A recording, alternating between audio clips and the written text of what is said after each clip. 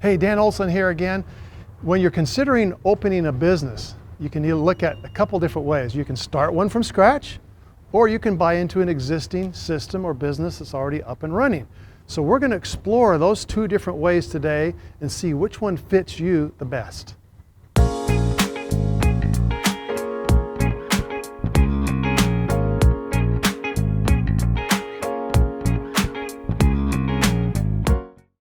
One of the most important decisions that you will make when you get into business for yourself is whether or not to start a business from scratch, or do you acquire a business or acquire something that already has a proven system up and running. We're going to explore those today. You know, there's a lot of hype out there of people looking at starting the business and they're thinking, oh, it'd be cool to start this kind of business, so I can start this business. And I'm not discouraging that. I just want to make you aware that there's some pretty hefty steps that you got to take to be able to start something from scratch.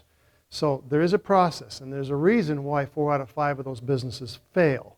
So let's take a look at the differences of starting a business versus acquiring something that's already built.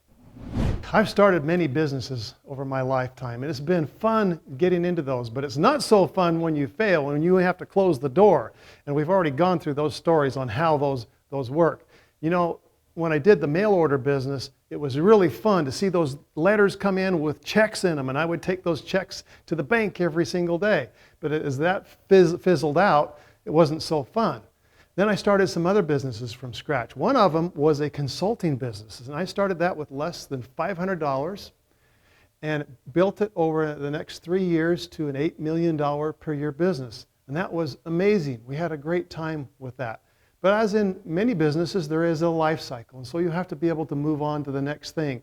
The only thing that has held me steady is the ability to work in the world of franchising, where there's already an existing system in place that I can follow, and that's where I happen to feel the most comfort. All right, so let's talk a little bit more about franchising. According to John Naisbitt, the best-selling author of Megatrends, franchising is the single most successful marketing strategy ever created. That was good back then when he said it. It's good still today. In fact, franchising has gained even more power and more popularity. And when we look at franchising, we're not talking about an industry. Franchising is really not an industry. There's an industry of fast food. That's an industry.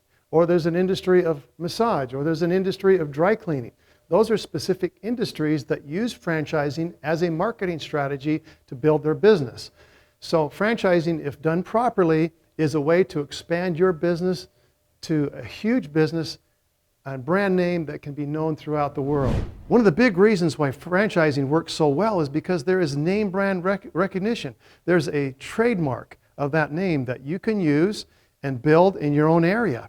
And a lot of advantages to franchises are like the better customer recognition, so people recognize it. You can see some of the brand names here. We go toward those brands because we know what to expect. And that's the same thing that happens in franchising because they have a system behind it. There's higher customer loyalty. There's more word of mouth. The franchising has a tendency to create that. High employee motivation, lower price sensitivity, because the franchising company can actually negotiate better pricing because of the volume that they do. And then, of course, there's higher applicant quality. Now, one last thing I want to mention is if you drive down any street in the United States today, you can see that about 8% of those businesses are franchised. But yet they do more than 40% of the retail sales volume. Why is that? Because of the brand name and because of the things that we're talking about here in franchising.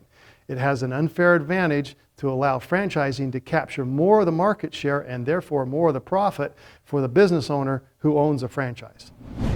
The second thing to consider about franchising is that there is already a proven system. They've already had the heartaches and the failures, and they've gone through problems, and they've resolved those problems, and they can pass those solutions on to you and allow you to then not have to make those same mistakes.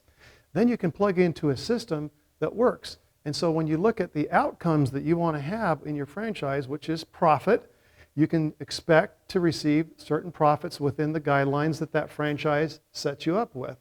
And so franchising has that tendency to get more also volume purchasing power so that you can pass on the cost savings to your customers. The third thing with a franchise is that you have a support system. How many of us need some type of system of support, some type of mentor, some type of person or people that can actually help us get to that next level? They've been through it all. They know the problems. They know how to guide us through their program, and they know how to make us successful. So why not follow the person who has already succeeded? That's what we have in the franchise world, is the ability to model the people who have already succeeded in that particular business that you're starting.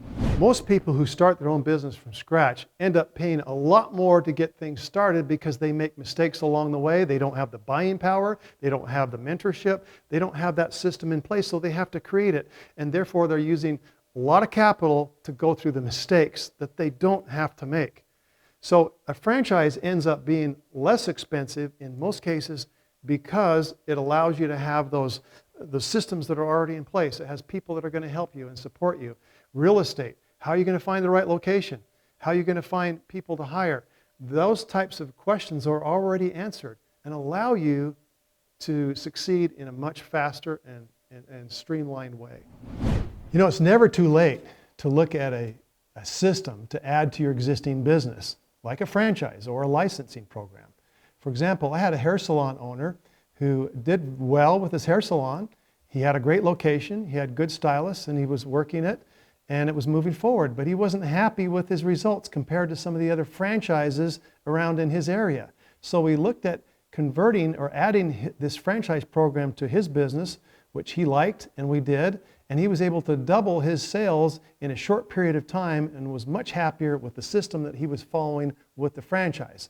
So it's not too late to look at adding something to an existing business, but you don't have to make that mistake. You can start with something that's already existing, build upon it, move it forward, and then succeed even bigger with fewer mistakes. There's a lot of other advantages in acquiring your own franchise, and one of those is scaling the business. A lot of people are looking to build their business bigger and bigger and bigger, and they're looking for a way to scale that. Well, there's a systematic way to scale a franchise business. It's acquiring more units, getting that one open, acquiring another unit, getting that one open, and you can scale a business and become very large by doing that. And I have many examples of friends of mine who've done that. Of course, there's the tax benefits. When you have a business, there's lots of things that you can do under the law and the guidance of a good tax CPA to be able to take those advantages. The other thing that franchising does is it allows you to get and keep employees. That's one of the biggest difficulties in running a business today, is getting good employees. Franchising allows you to bring the good employees on board because it is a franchise, and there's systems in place which allows you to keep them on board. Then also in franchising, because there is a system involved, and especially the marketing, there's a quicker break-even point, and so there's a quicker return on your investment. That's what I've found in most of the ones that I've built and operated myself. Franchising is not just about fast food. In fact, a few years ago, about 85% of all the franchises were involving fast food. Today, it's a lot more. There's all kinds of services and things that you can jump into as well as the fast food, which is great, but there's a whole lot more options today. I had a friend who used to work for Walmart, and he wanted to get into business in the worst way. And he didn't know how to do it, and he was able to go to a consultant, a mentor that helped him find the right franchise, and he got into a hair salon business, and he got the first one up and running, and then the second one, and the third one, and by the time he had about 15 of them up and running in about 6 years, he was able to bring in very nice income for him and his family. And that allowed him to retire and do the things he wanted to do with his family for the rest of his life. So franchising has that ability to do that. Now, I'm not saying that you're going to generate significant income with this. It's all up to you. But I am saying there's a lot of people that are doing it. In fact, tens and tens and tens of thousands of people that have succeeded and are doing very, very well with franchising. So you may still have that question. Should I start a business from scratch, or should I buy into an existing business? My experts can help you through that process and help you make that decision.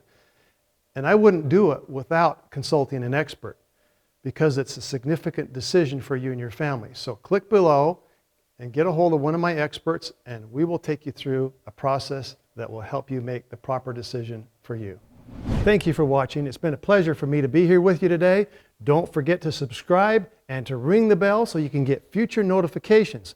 Check out the next video because there's a lot more to come.